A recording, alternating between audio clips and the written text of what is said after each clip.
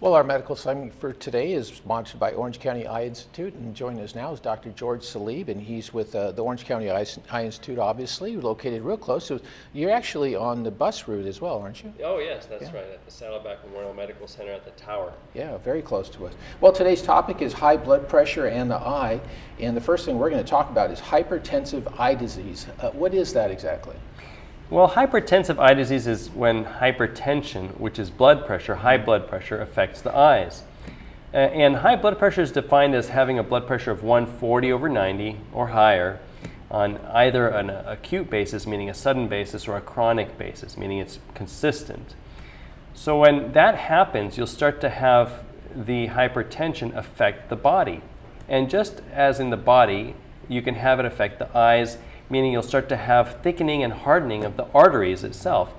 You can actually see on the screen here, on the left is what a normal eye would look like. This is looking inside the eye at the retina, which is the inner lining of the eye. And on the left, you'll see what a normal retina looks like, where the optic nerve is on the right side of that left picture, which is that disc, and then you have the blood vessels coming out of it, and in the macula is that area that is shown.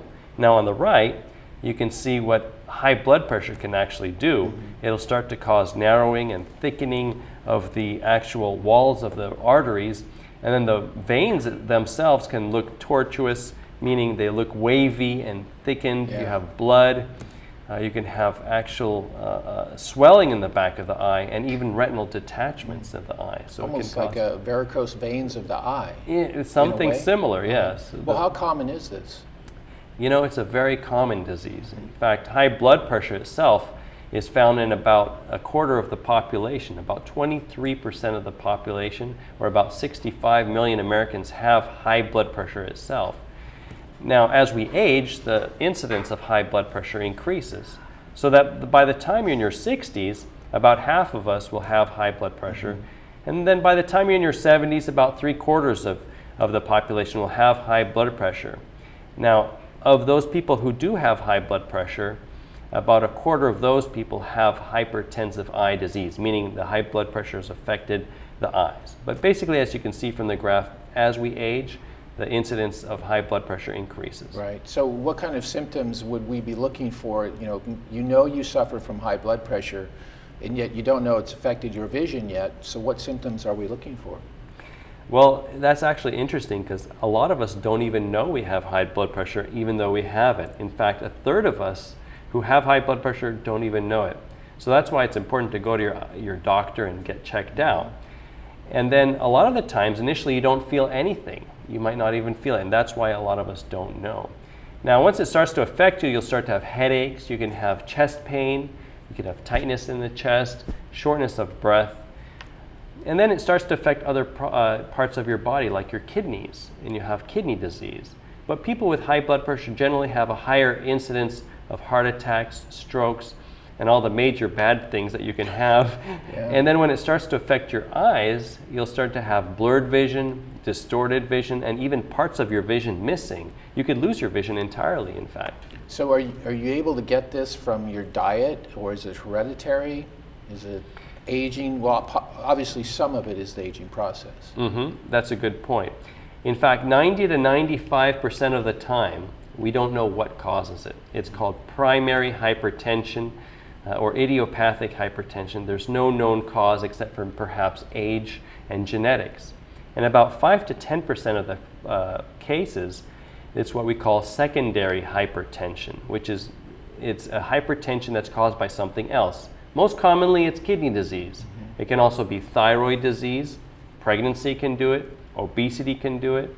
Or even sleep apnea. If you have trouble sleeping at night, like you wake up gasping for air or you snore a lot, that can also lead to high blood pressure. Right. Well, what kind of treatments are available for something like this? Well, the main thing, of course, is to just have regular checkups with your doctors. You want to make sure that you're having your blood pressure checked regularly. With your eye doctor, you want to go at least yearly to have that checked. If your doctor's prescribed you certain medications for high blood pressure, be sure to take them. Even though you might not feel anything, it's still affecting your body. It's kind of like glaucoma. You can't feel it, and we urge our patients to take medications for glaucoma, but they don't feel it, so they don't take it. So make sure to take that. Of course, live a healthy life. Try to eat right, a diet low in sodium, exercise, and don't smoke, of course. Yeah. All those things can lead to a higher incidence of blood pressure. Now, once it starts to affect the eyes, it really depends what the problem is. If you have swelling in the back of the eye or new blood vessel growth, because sometimes you can get blood vessels to grow because of the lack of oxygenation caused by the blood pressure, then you might need an injection in the eye or even surgery of the eye. Wow. So this is something where you're looking in the mirror and you won't really see anything, right? You really need to see someone like yourself who can, really examine the eye and see what's going on over there. Exactly, Right. yes. You never know, you might not know you have high Right. blood pressure. It's one of those silent killers sometimes. How often do you suggest people come in, especially, our population, 55 plus? Is it like going to the dentist? Do you need to go twice a year? Do you suggest once a year, depending on how things are going? Well, for your eye doctor, I would definitely recommend going at least yearly.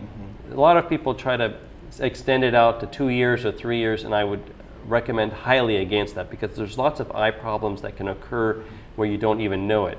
Sometimes a cataract is slow growing and you don't know. Glaucoma, where pressure can affect the nerves of your eyes, can also affect you without you even knowing. And high blood pressure, as I said, a third of us don't know. So I would say at least yearly. Right. And you mentioned a couple of symptoms or, conditions, glaucoma, cataracts. Those are all things that you treat on a regular basis. Macular degeneration, that's a slow process. So, Yes. if you keep postponing going to the eye doctor for a couple of years and everything starts to get a little narrow, that's why they need to go and see the doctor. Yeah, exactly. Macular degeneration often affects people. Sometimes they'll start to read something and then words are just not clear anymore, or they're starting to miss parts of the words, and that's the first time they know they have macular degeneration.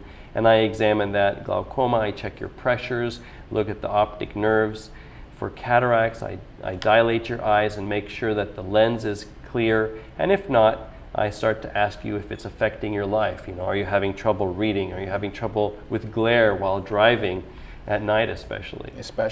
Now, you also are available to speak at clubs and organizations as well? Yes, of course. I'm happy to do so. I love educating and talking about eyes, and I'm happy to do so without charge because I just want to get out in the community. Absolutely. It's a great time to have a good speaker come on and talk about eye care, and that is Dr. Salib. He is with Orange County Eye Institute, located right on Health Center Drive on our bus route as well. So all you have to do is get on the bus, come on by, and have yourself a checkup and make sure that some of these conditions aren't affecting you. And that is the thing about vision. It's such a slow process that you don't realize that you can't see as well as you did, and the next thing you know, you might have some vision problems. Right, and it's better to catch it early rather than later. That's right, good advice. Well, be sure and give them a call as well at 770-1322, located right across the street from our community here, and that's Dr. George Salib with the Orange County Eye Institute. Thanks so much for joining us on the program today. Thank you for having me. We'll be back with more of This Day in Laguna Woods Village right after this.